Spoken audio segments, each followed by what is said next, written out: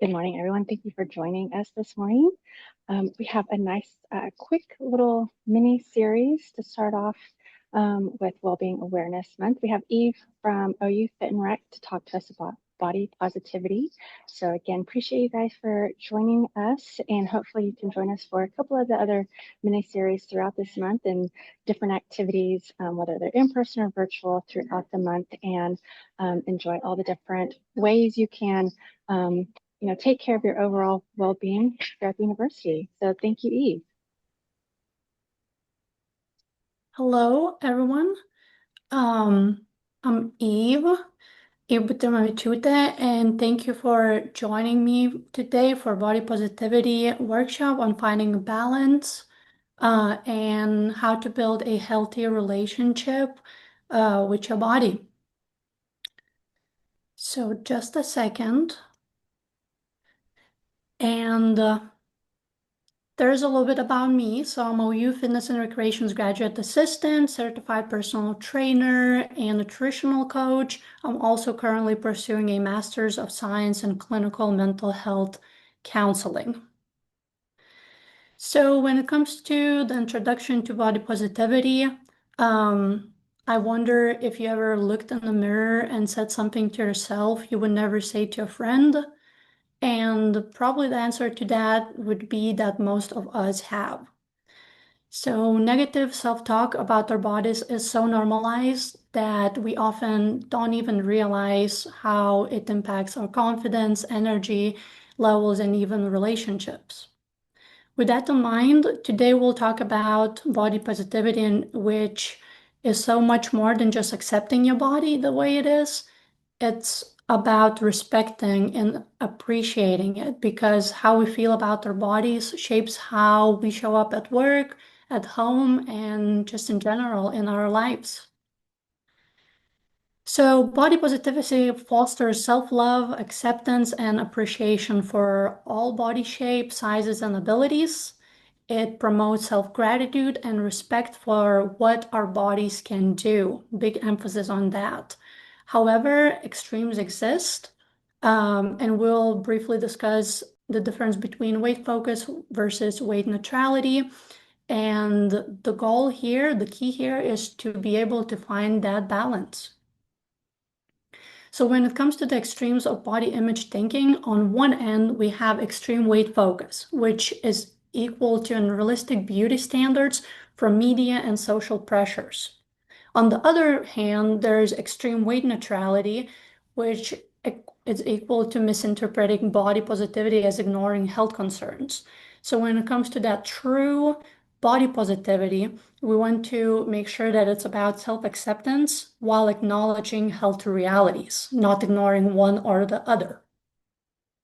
So some of the factors that can influence how one perceives their body can consist of interpersonal experiences such as teasing, praise, comments from others about one's body, psychological factors such as self-esteem, perfectionism, social support, behaviors including physical activity, dieting, and grooming, physical characteristics such as body muscularity, height, weight, and so on, sociocultural influences such as cultural body ideals, television, social media, and physical changes such as changes to the body due to pubertal development, aging, injury, and disease.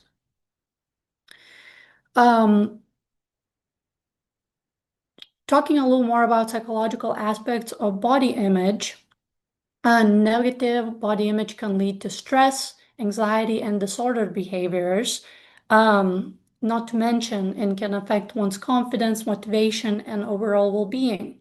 For this reason, it is extremely important to focus on self-compassion and cognitive reframing that are, in fact, essential when it comes to maintaining that healthy mindset. So, we really need to try our best to shift our mindset from self-criticisms to self-appreciation. And that isn't as easy as it might sound, especially when social physique anxiety, also known as the discomfort or worry when we think that others are evaluating our body, gets in the way. So, just a little more about social physique anxiety. It's often triggered by environments that encourage comparison, such as social media feeds, fitness communities emphasizing appearance over health, and so on. So, it's really important to realize that social media promotes those unrealistic beauty ideals that have to do with comparison culture leading to dissatisfaction and harmful self-perceptions.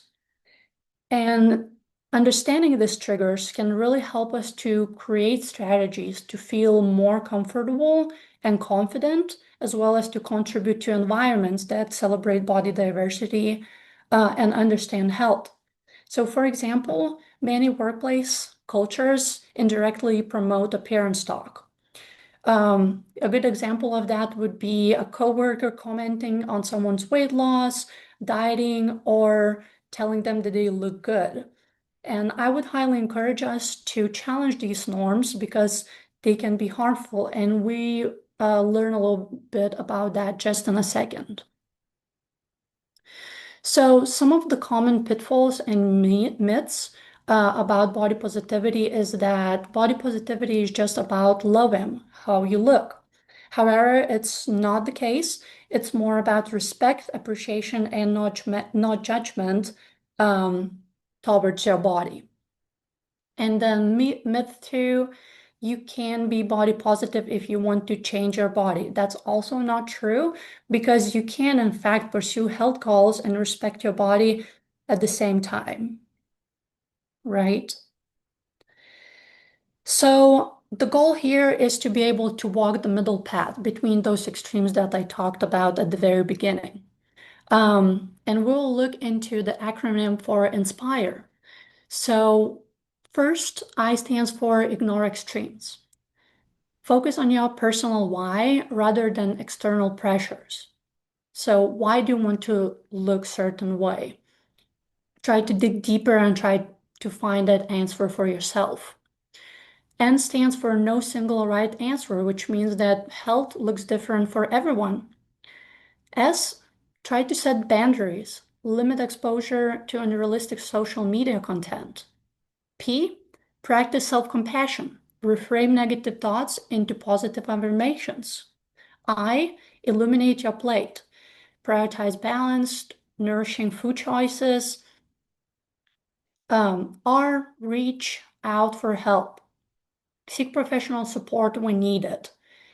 And E, enjoy movement, exercise for joy and self-care, not punishment, which is really important. While Inspire framework shows the overall path to balance, these are the small action steps that help you live out the Inspire mindset. So some of the practical tools and tips consist of shifting your inner dialogue. Try to catch and reframe negative self-talk, and instead of saying, I hate my arms, try, these arms help me hug my kids and carry what I need. Also try to engage in daily affirmations, meaning that try to speak kindly to yourself. Next, focus on function, not your body shape. Um, for example, at the end of the day, if you don't feel the greatest, try to list 3 to 4 things your body does for you each day and start to celebrate your body for its abilities and not its aesthetics.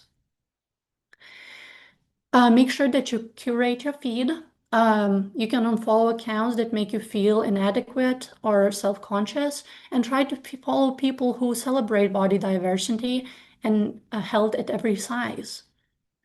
Also, try to engage in mindful movement. Move for joy, not punishment. And once again, eat intuitively, listen to hunger and fullness cues. And try to express gratitude for your body. Thank your body for its abilities on daily basis. Of course, let's not forget to support others in their body positivity journey. Um, Especially since often well-intended comments can reinforce negative body perceptions. As I mentioned before, If you are in a work setting and someone comments on weight loss, it might trigger you. You might not feel the greatest, and the other person might think that they're doing a favor to you by complimenting on your appearance, while in fact, it has such a negative impact on you. So whenever you personally might want to comment on someone appearance, just try to be mindful and think how it might affect their day, right? Because they might be struggling as much as you do, or even more. So you can support others by using inclusive language. So reframe what you say. For example, you can use strong instead of skinny if you try to compliment someone on their hard work in a fitness facility setting. Try to avoid body focus compliments. Instead of saying you look so thin, you can say you look happy and confident. And encourage strength, health, and capability over aesthetics. And so I just encourage you to think, and if someone would like to share with the group, that would be great. But I just want to hear, what does body positivity mean to you? And if there's anyone that would like to share.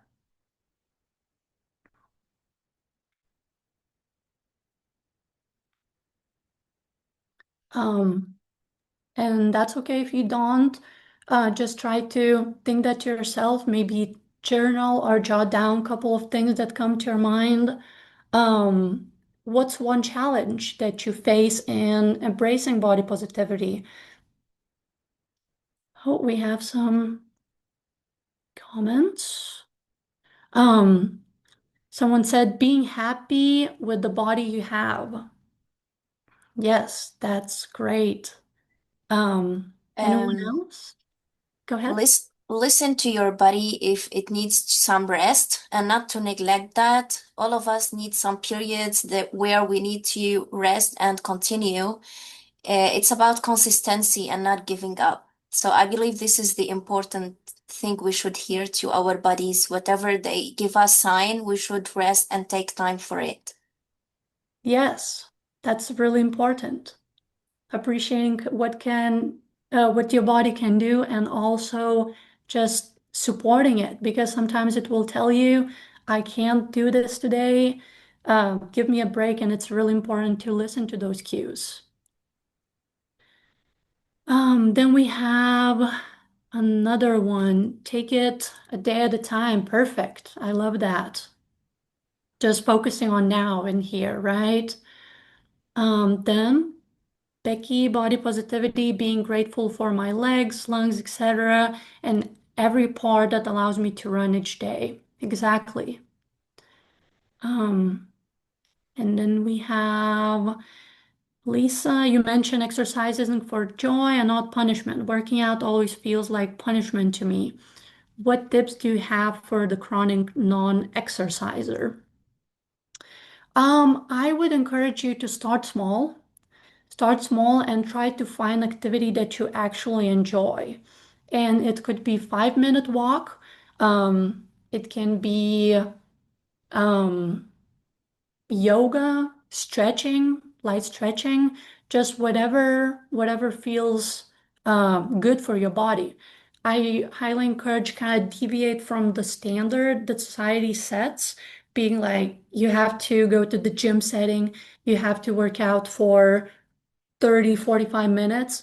No, you don't have to do any of that. What matters, start small, feel, experience how it feels, how body is adjusting to it. And over time, if you're enjoying it, if you feel the benefit, you will want to add more and more to it, right? I don't know if that answers the question, Lisa. Yes, thank you so much. No Also, problem. I would add from my experience to Lisa that I was also the same, especially that we are working several hours, so we need some energy to go to do sports after work. So I believe that if you combine something that you love with exercise, then you will have motivation. For example, for me, I grab a cup of coffee and then walk. This gives me motivation. Or if you read a book, just say, instead of sitting, I will read it while walking. Or if you, yeah, like something you ask yourself, what do I love to do that I can combine with walking? Exactly. Very good point. The way you build habits, the way you start building habits is by incorporating it with what you're already doing or what you love to do. Pairing those things. A really good point. Um, Then Laura tried different types of exercise. I definitely like some exercises over the others. Yes, a really great point because not everyone loves running, but our society tells you if you are fit, you will run 5K, a marathon. But it can be as, like I said, as little as 5 minute walk, and that's where if that's where you want to start and need to start, that's where is your journey begins. Um, then we have Donna. There are a lot of fun YouTube exercise videos, dancing or walking with humorous hosts. Yes, that can be another way to engage in activity because not many people perceive dancing as form of exercise, but it really can get your hearty up, and get you sweating. So yes, and that humor aspect to it probably adds a lot. Um, is there anyone else who would like to share? Yes, exactly. Lindsay says that her son gets her active jumping on the trampoline together and kicking the soccer ball around, which it's not necessarily what society perceives as exercise, right? But once again, we're trying to deviate from that perception. But just being active, having good time with your family, your friends, that's what counts. Every single act. All right. And then just a second, going back to the other questions that we have. Um, what's one challenge? What's the one challenge you face in embracing body positivity? If anyone would like to say something on that.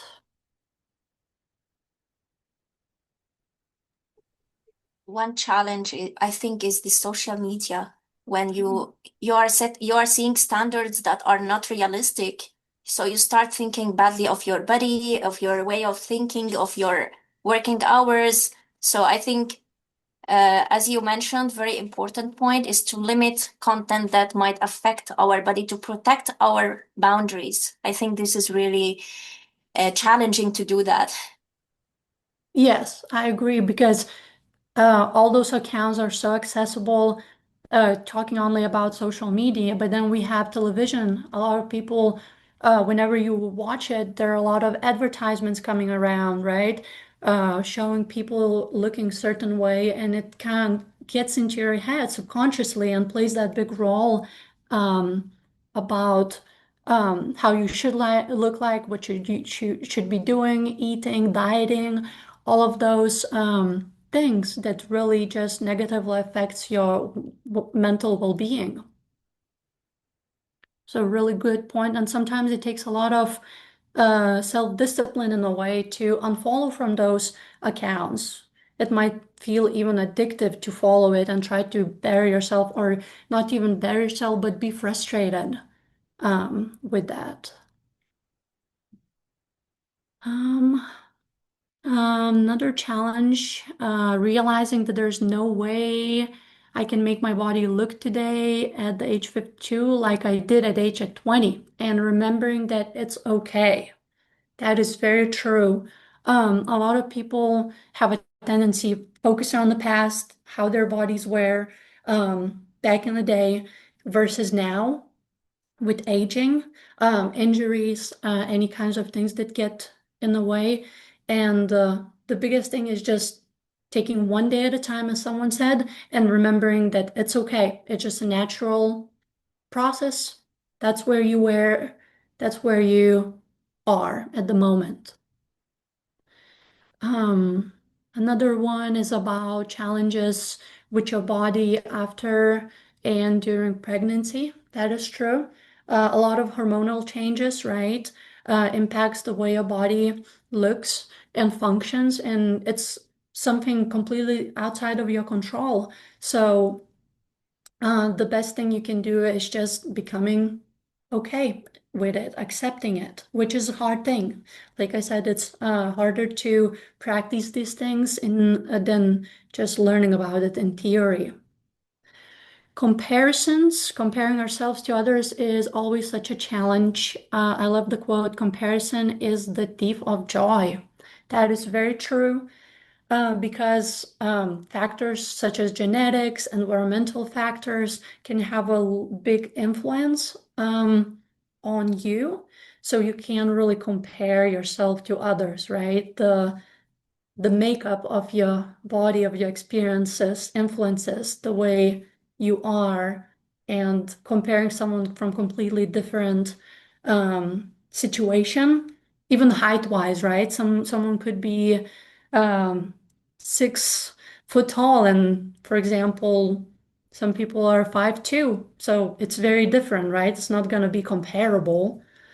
Um, then we have Becky. No matter how fit I am, my shape just doesn't look like others. Most days I'm okay with that, but sometimes it can be frustrating. And once again, that's where that one step at a time, one day at a time comes in. It's a constant work. There's no cure to just starting loving the way you look, the way you look. You have to put in the work, be mindful, be present every day. It's a hard work, which is not very reassuring, but it gets better over time. The more effort you put in, the better it gets. Not on day one, not on day two, but maybe day 100 or day 365. Does anyone have anything else to add or share? And I know that we are a little over time. Um, so I don't know how everyone feels and would want to share that last thing. What's one step that you can take today to be kinder to yourself? Very briefly, and then I'll let you go because I know that our lives are busy.